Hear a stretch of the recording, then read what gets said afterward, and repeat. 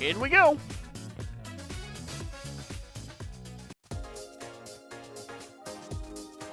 So we make it inside the tower, and things really aren't looking much better in here than they were outside, but that's all about to change.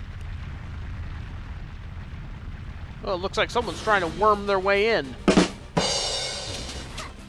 Yeah, we basically have a big centipede that's going to be chasing us throughout this section. So, all the while, we need to be constantly moving up while collecting all these goodies, if you want them, but focus on just avoiding enemies and climbing stuff in order to make your way up. Definitely helps to have faster hair whipping speed by the time you get to this point in this game, so that you can take these things out more quickly. The only problem I really have with this section, I like the idea, certainly. It also makes good use of all your transformations, and makes you have to think quickly in order to get to the top. But if the centipede does catch you, you'll basically just have to start the whole thing over from the beginning. But the thing is, all these blocks and stuff, those will already be moved when you respawn, so you don't have to worry about doing all that again. But still, do your best to try and keep ahead of that thing, because this is a long section to have to redo, and that's the main gripe that I have with this particular part of the level, is that I think this chase goes on a bit too long, as you will see by the time we reach the end of this.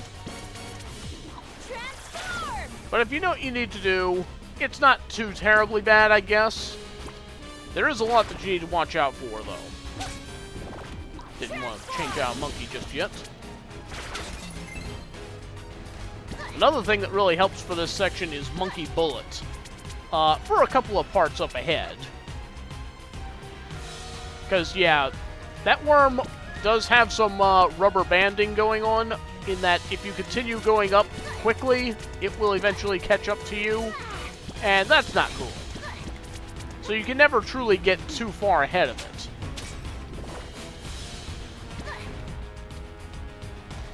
Just be glad it's not throwing blue shells at you.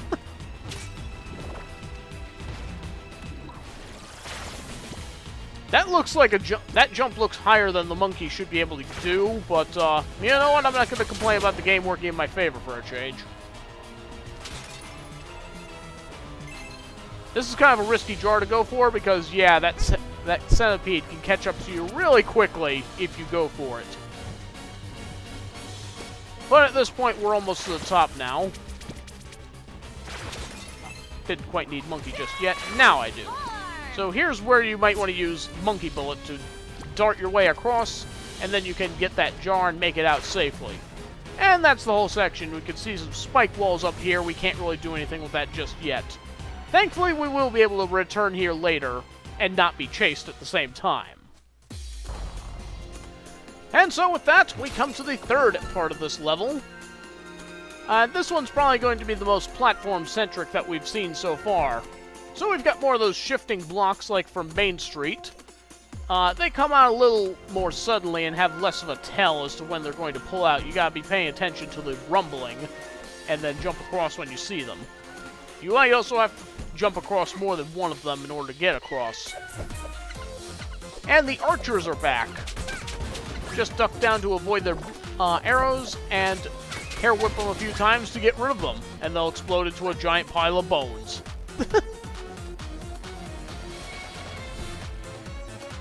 Alternately, you can also use the bubble shield, and better timing for platforming. So, as I was saying, you can also use the bubble shield to deflect the arrows of the archers if you don't want to duck under them to avoid their shots. And if you want to, you can also use Fireball to attack them from a distance during the openings in their attack. Though this way will take longer, as you can see. And probably consumes more magic that way as well, so I would recommend the bubble if you find yourself in a position where you can't avoid their attack.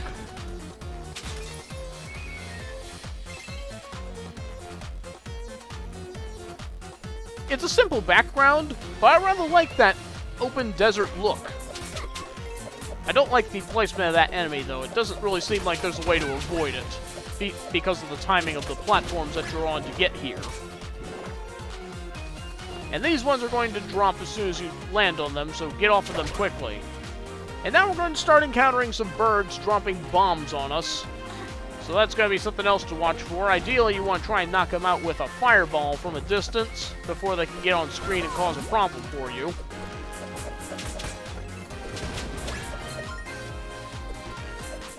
Alright. And we have our first new food item, the roast. This one is a pretty good recovery. It restores 6 hearts on your health bar. So, if you can't get the gator steaks, for whatever reason, I don't know why, they're really easy to get, but roast, you'll find a lot of those. And they're a pretty good recovery item as well.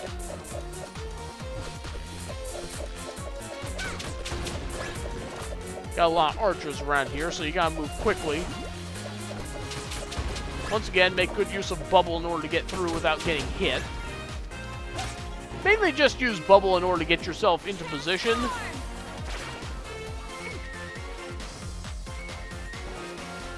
Gotta be quick here. Ugh. Thought that thing was going to hit my foot.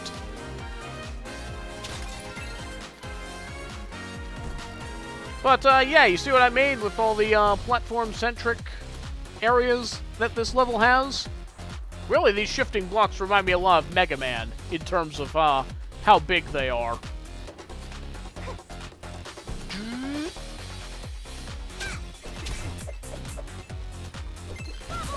You're kind of inconveniently placed. I've never able to get to this platform here without getting hit by an arrow along the way without bubble. Just a little too far away for my liking. Now, to get to that jar, you can do it with monkey form if you have the monkey bullet. You just gotta cling onto that little section of the wall, and boom, we're here. So we'll go ahead and talk to you. So you can also buy the warp dance from here, and now we have the gems to be able to do that. And I've already explained what the warp dance does, so I don't think I need to demonstrate it. Instead, what I'm going to do is trade it for the gem jug dance. Basically, this dance lets you transform into a jug, and you can generate your own gems. Do a little demonstration of that right here. You just press a button, and boom! You spend a little magic to make gems appear. We're going to see a very good place to use this later. But for now, let's go ahead and finish this level. Oh, I need my fireball. Wasn't quite ready for you. Uh-oh. Hitting the wrong button again. This game uses a lot of the buttons, so it's kind of hard. I sometimes forget which one I should be pressing in order to do what I want to do. Yeah, now I need my shield. Ugh. Yeah, the large amounts of enemies that they have you answering to here can make things a little hectic. Oh, stop that.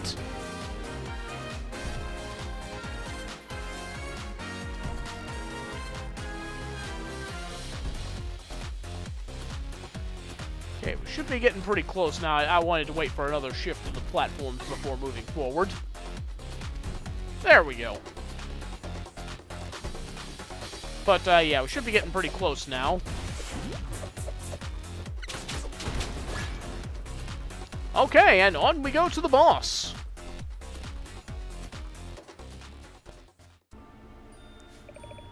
Stop right there, Holly Lingerbean. Get lost, you. Can't you see I'm busy?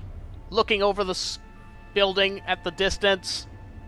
Well, no, really, what are you doing that makes you so busy? I don't know how everyone back in Skull Town lost their memories, but I'm guessing you're behind it all. Duh. The last thing I'd want is your dumb genie job. So it was you. Snort. Okay, I'll level with you. You see, I'm not really a half genie at all. Okay, then. What exactly are you? I'm a memory. A memory of the most important person of all time. What? I know, right? No way. A memory can't be a real person. Oh, please. When you're a true legend, like I am, you can be anything you want. Gosh, you... Ugh. A long time ago, I was Tassle Town's smartest, most beautiful, brightest star. I was summa cum laude, homecoming queen and Miss Tassle Town 3 years running. Boy, that is an unfortunate name. Well, at least it's not as bad as Poop Toot. Okay. I was adored and celebrated with tributes, paintings, statues, and books, all about me. Sigh! Sometimes even I don't know how I got to be so amazing. So modest. But then the stupid town was destroyed by a stupid sandstorm that lasted for hundreds of years. So lame. The memory of me was almost lost. Sigh. Fortunately, I ran into Wilbur. Here, boy.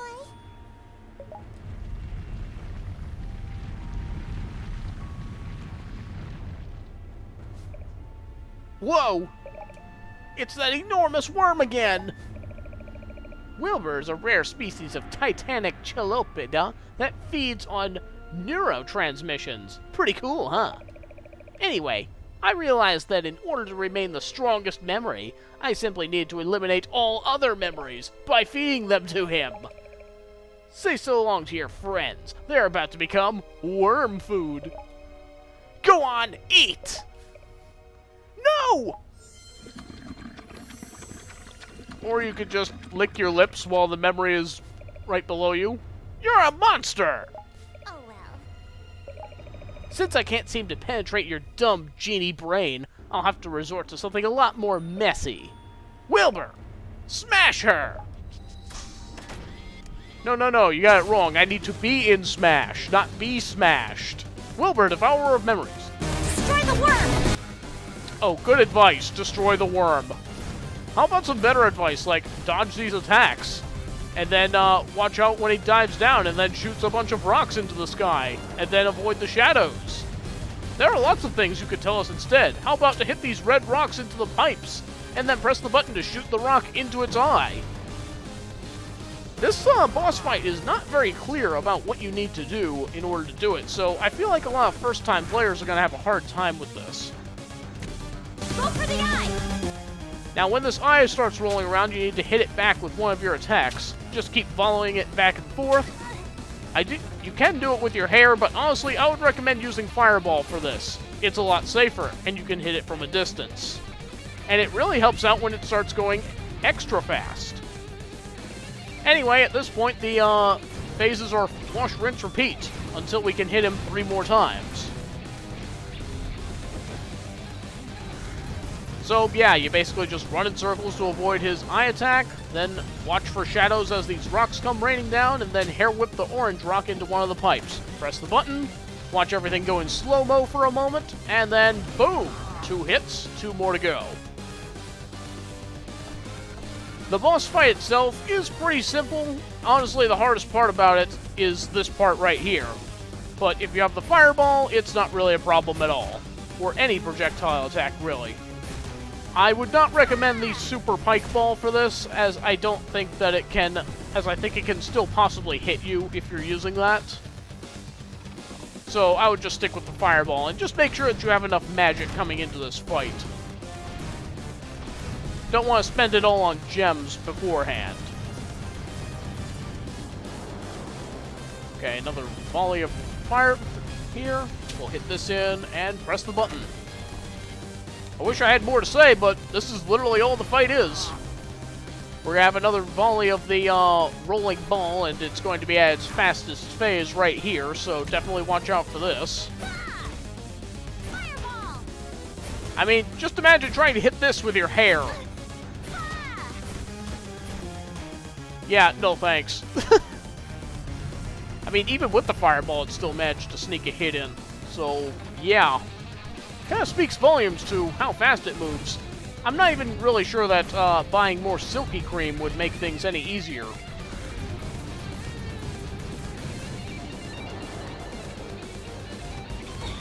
But anyway, let's go ahead and finish this. Knock this into that pipe over there. Hit the button. And you're finished. For once, it's not the boss that's exploding, but rather the interior of the tower, it looks like. Uh-oh.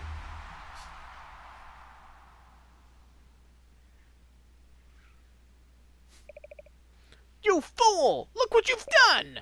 All those memories! They're free now, as they should be. But every memory should be of me! Me! Well, I'm sure some of them are. They just can't all be. There they go.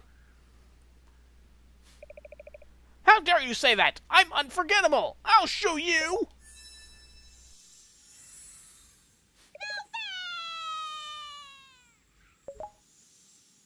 You can't do this to me! I was going to be a recurring villain! With a couple of goofy henchmen and everything! Ugh, what a pain in the rear. She sure was, and I'll be glad to put this place behind us. All clear.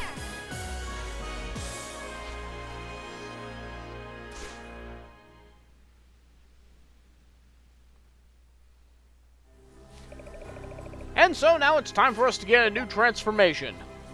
So, what do you say we go ahead and address the elephant in the room? So to speak. As we are now going to get the elephant dance. We can press the attack button when we transform into an elephant and just charge right into blocks and knock them down.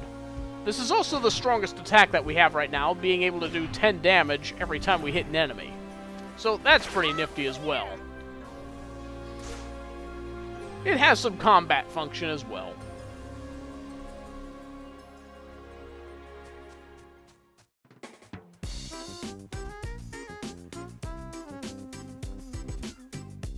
Everyone's back to normal. Thank you for clarifying that. So Holly was behind all this. I suspected she was a memory vampire all along. Very common, those type.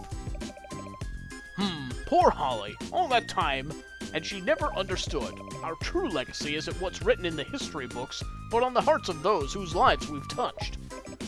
Well said, Softy. I'm not soft. I just have one foot in the grave, that's all.